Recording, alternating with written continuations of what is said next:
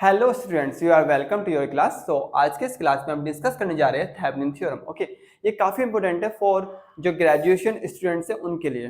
Okay, तो यहाँ पर मैंने एक क्वेश्चन लिया है एंड ये काफ़ी ठीक क्वेश्चन है। तो इसके अंदर हमने क्या कैलकुलेट करना है करंट को, कि कहाँ पर 1.8 ओम्स के अंदर। तो जो आपका 1.8 ओम रजिस्टर है उसके अंदर आपको कैलकुलेट करना है किसको, इलेक्ट्रिक करंट को। ओके, वैसे हमारे पास बहुत सारे थ्योरम्स हैं, उनमें से एक आपने 12th क्लास में पढ़ी थी, किरचॉफ लॉ। ओके, तो किरचॉफ लॉ का भी यूज कर सकते हैं, बट यहाँ पर हमें स्पेशली यूज करना है किसको, थेवेनिन थ्योरम को।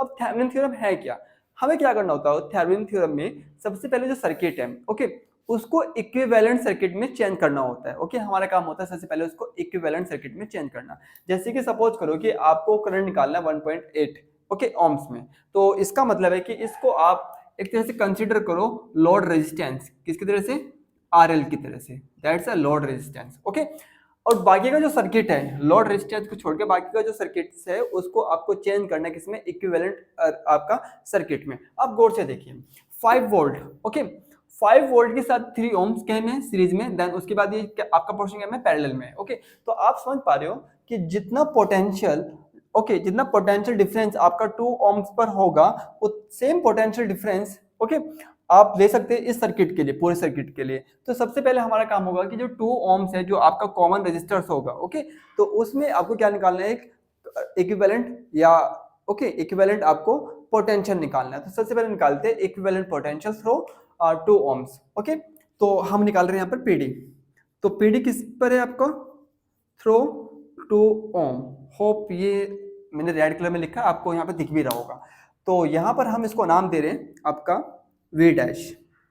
ओके, तो 2 ओम्स पर आपको क्या निकालना है, रेजिस्टर निकालना है। बहुत सिंपल है, 2 ओम एंड 2 के साथ इसको छोड़ दीजिए, 2 के साथ जो पहला वाला रेजिस्टर है कितना, 3 ओम्स, उसको आप ऐड करके लिख दीजिए। ओके, एंड यहाँ पे जो आपका वोल्टेज है कितना है, 5 वोल्ट, तो इंटू 5। ओके, तो कैलकुलेट करोगे तो इसका आंसर कितना आएगा, 2 वोल्ट, क्योंकि ये 5 हो जाएगा, 5 से 5 कैंसिल, 2 वोल्ट। तो इसका मतलब है कि यहाँ पर जो आपका पोटेंशियल डिफरेंस है कितना है, 2 वोल्ट है। ओके, अब आपको क्या करना है कि ये तो हमने निकाल लिया इक्विवेलेंट पोटेंशियल ओके इस सर्किट का। अब हमें इसका जो इक्विवेलेंट इंपीडेंस बोल लीजिए, क्योंकि आपका एसी सर्किट है, या फिर आप बोल लीजिए सिंपल कि आप निकाल रहे इक्विवेलेंट रेजिस्टर। ओके, वैसे मैं यहाँ पर इंपीडेंस ही बोलूंगा बिकॉज ये आपका एसी सर्किट है। तो इक्विवेलेंट इंपीडेंस ओके, तो इसको नाम दे रहे हम जेड डैश। देखो जिस तरह से आपका रजिस्टर ऐड होते हैं इसी तरह से आपका इंपीडेंस ऐड होगा, कोई फर्क नहीं होगा। ओके, वैसे भी जो आपका एसी सर्किट है उसके अंदर कौन है, रजिस्टर्स है।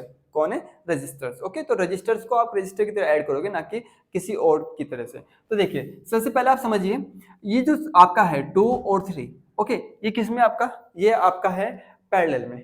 ओके, देन उसके बाद अगर इसको हमने पैरेलल में ऐड कर लिया तो इसका मतलब है कि 2 और 3 आपका पैरेलल में ऐड हुए, ये 1 बन जाएगा, एंड उसके बाद जो 1 इसके साथ नेक्स्ट रजिस्टर है आपका, ये रजिस्टर क्या में होगा, आपका सीरीज में ऐड होगा। तो इसका मतलब है कि 1 तो क्या में सीरीज में है, तो 1 प्लस ओके, आपका जो ये पोर्शन है क्या में पैरेलल में ऐड करना आपको पता ही होगा, क्या करते हैं कि मल्टीप्लाई 2 इंटू 3 एंड अपॉन में 2 प्लस 3। आप इसको सोल्व कीजिए, तो सोल्व करने के बाद आएगा 1 प्लस 6 अपॉन 5, तो ये हमारा हो जाएगा 5 यहाँ पर, तो 11 अपॉन 5। इतने ओम हमारा क्या आया, इक्विवेलेंट आपका रजिस्टर आया। अगर मैं अब इसको इक्विवेलेंट सर्किट में चेंज करूं तो कैसे होगा, आप समझिए। यहाँ पर हमारा देखिए, इसको और इसको ऐड करने के बाद जो आपका इक्विवेलेंट आपका इंपीडेंस है कितना है आपका, 11 अपॉन 5। तो यहाँ पर ये है आपका 11 अपॉन 5।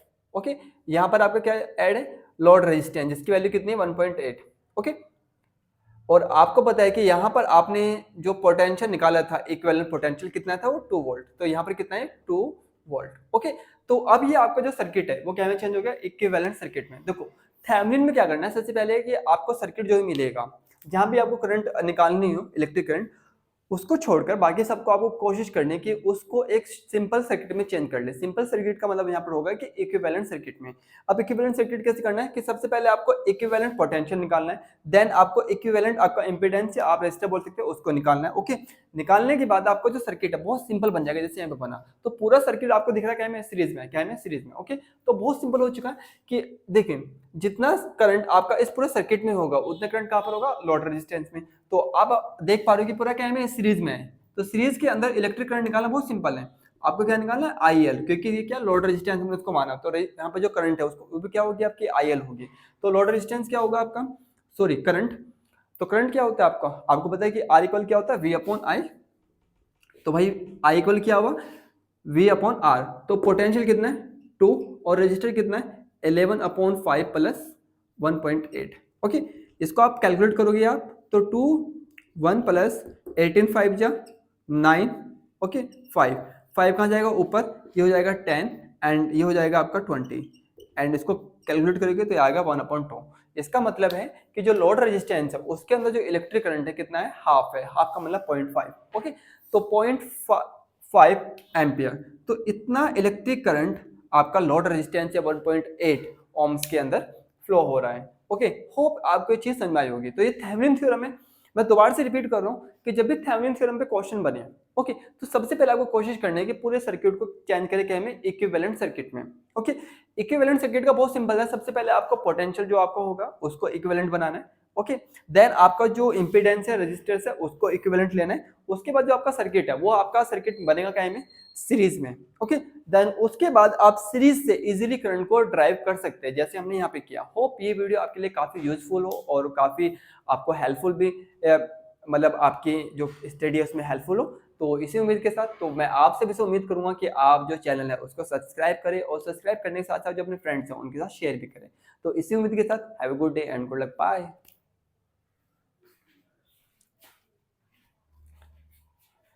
सो